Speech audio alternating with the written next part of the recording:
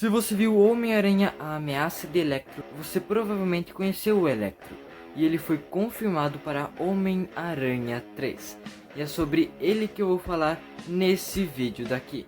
Em Homem-Aranha A Ameaça de Electro, o Electro é interpretado pelo ator Jamie Foxx. E o ator Jamie Foxx foi confirmado para ser o Electro em Homem-Aranha 3. A gente não sabe se ele vai ser do universo do Andrew Garfield ou se ele vai ser do universo normal do UCM. Porque se for o Electro do Andrew Garfield, vai ser um crossover incrível entre o Homem-Aranha do Tom Holland e o Homem-Aranha do Andrew Garfield.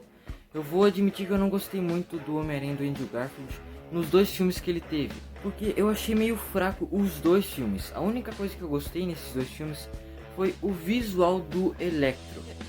Se o Electro for do universo normal do UCM, do universo principal do UCM, eles poderiam fazer com que o Norman Osborn aparecesse mandando no Electro, tipo sendo um chefe do Electro.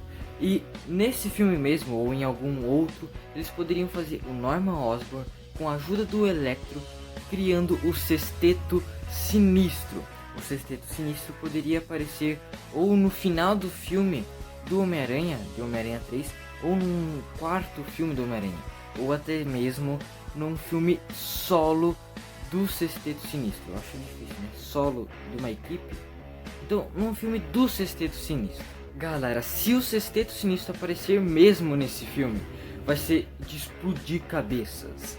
Então, se você gostou desse vídeo, não se esquece de clicar no se inscrever ali embaixo e ativar o sininho de notificações para você não perder nenhum vídeo aqui do canal sobre cultura pop, e deixar seu like ali para deixar seu feedback. Tu não vai perder nem 5 segundos, legal? Vai ser rapidinho. Eu espero que você tenha gostado e até a próxima. Tchau!